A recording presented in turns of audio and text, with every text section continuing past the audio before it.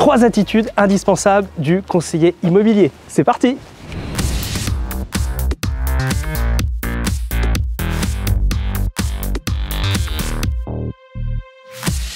Salut disrupteur de l'immobilier, j'espère que tu vas bien. Aujourd'hui, on se retrouve pour une nouvelle vidéo. N'oublie pas que tu es libre de télécharger gratuitement mon guide « Comment augmenter ta notoriété et ton chiffre d'affaires grâce à Facebook ». Le lien est quelque part dans cette vidéo, généralement dans la description.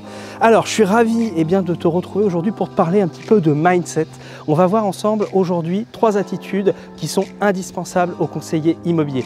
Et le point numéro 1, c'est responsabilisez-vous.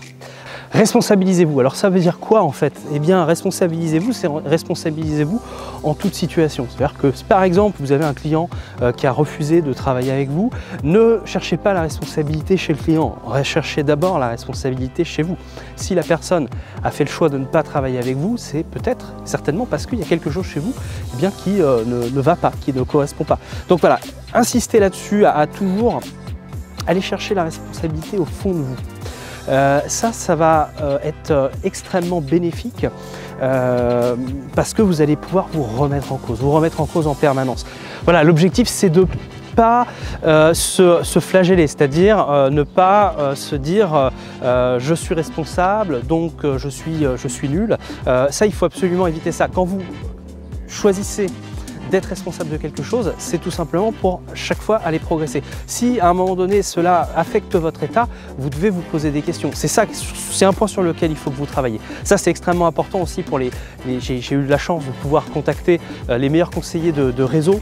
Je pense notamment à Loïc d'Imoréseau, je pense à David Francisco chez ERA Immobilier. Voilà, dans l'état d'esprit, dans le mindset, ces gens-là, ils ont cette manière de se responsabiliser mais de ne pas se flageller. Donc pensez vraiment à ça. Si vous commencez à vous flageller, ce n'est pas la bonne solution. Mais vous responsabilisez pour upgrader, pour aller chercher une progression.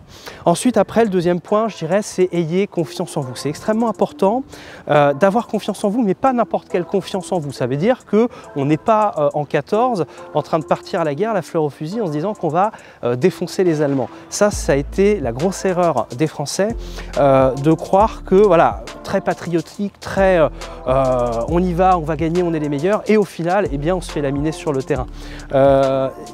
Quand on parle de confiance en soi, il ne faut pas confondre cette espèce de naïveté qu'on peut avoir à se dire on va tout réussir et eh bien, cette confiance qu'on a dans le fait d'absorber les échecs et donc de se rendre antifragile. Moi j'aime beaucoup cette idée-là, que partage d'ailleurs David Lallier, mon coach, qui est de se rendre antifragile. C'est-à-dire qu'on doit se préparer à l'échec. Et l'échec, on doit savoir exactement de quelle manière est-ce qu'on va pouvoir l'aborder. C'est pareil, quand on est critiqué par des clients, quand on a des mauvais avis, eh bien c'est intéressant que ces avis-là n'affectent pas votre confiance en vous. C'est-à-dire que chaque fois que quelque chose vous arrive, ça doit être fait pour pouvoir passer à un niveau supérieur. Donc, travaillez là-dessus, sur votre confiance en vous, mais la vraie confiance en vous, celle qui fait que le jour où vous allez rencontrer un échec, eh bien vous n'allez pas tomber raide mort parce que voilà, vous allez être littéralement pétrifié par l'échec. Et le point numéro 3, c'est ignorer la critique. Alors, ce que je vous propose par rapport à ça, c'est que la critique, c'est normal en fait. Et dans ce monde-là, regardez un petit peu ce qui se passe partout. Les gens critiquent en permanence. Vous êtes jugé en permanence. Mais ce jugement-là, il ne doit pas non plus vous affecter. Le jugement qui est intéressant, déjà, est-ce qu'il faut prendre tous les jugements? Non, j'ai envie de vous dire non. Vous avez des personnes qui peuvent être extrêmement dures vis-à-vis de vous, qui vont vous salir, qui vont vous maltraiter, qui vont essayer de faire en sorte que vous vous effondriez. Ils vont également essayer d'affecter les personnes qui sont autour de vous. Et bien moi, ce que je vous propose, c'est de les ignorer, tout simplement. Parce que c'est en prenant trop à cœur ces choses-là que vous allez effectivement vous affecter et vous allez modifier votre état intérieur. Donc la critique, elle existe, vous avez sans cesse des gens qui vont vous critiquer, qui vont vous cracher dessus, mais il faut vraiment passer au-dessus de tout ça et je dirais les balayer d'un revers de bras. Après, les critiques qui vont être intéressantes, parce que il faut quand même écouter la critique. Il peut y avoir, il y a souvent d'ailleurs, une part de vérité dans les choses qui peuvent être dites à votre égard. Mais vous savez, des fois, on est les qualités de ses défauts. Par exemple, si quelqu'un dit de vous que vous êtes beaucoup trop narcissique, par exemple, eh bien c'est une qualité parce que quand on développe un business, quand on essaye de monter en gamme, quand on essaye de monter en puissance, eh bien naturellement il faut réussir à avoir un équilibre entre narcissisme et altruisme.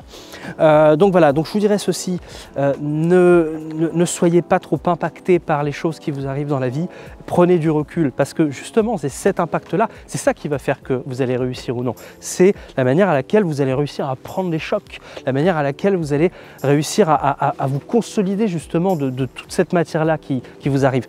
Je vous en parle souvent et je le dis très très souvent, vous construisez vos échecs, vous construisez votre réussite sur vos échecs. Alors bien évidemment, il ne faut pas que des échecs, mais voilà, l'échec est une matière première à la réussite, parce que c'est ça qui vous permet de grandir, ça qui vous permet de vous améliorer. Et je peux vous assurer qu'une fois que vous avez réussi à passer ce stade-là par exemple, ne plus prendre la critique en pleine face, eh bien vous arrivez vraiment à faire plein de choses, parce que ça ne vous paralyse plus. Vous ne vous posez plus de questions sur est-ce que je fais bien, est-ce que je fais mal. Vous êtes vous-même, vous êtes aligné avec ce que vous dites, vous êtes aligné avec ce que vous faites, vous avez envie de faire quelque chose et vous le faites, point. Voilà mes amis de l'immobilier, voilà mes amis disrupteurs, j'espère que vous avez aimé cette vidéo. Je vous dis à bientôt, ciao, bye bye.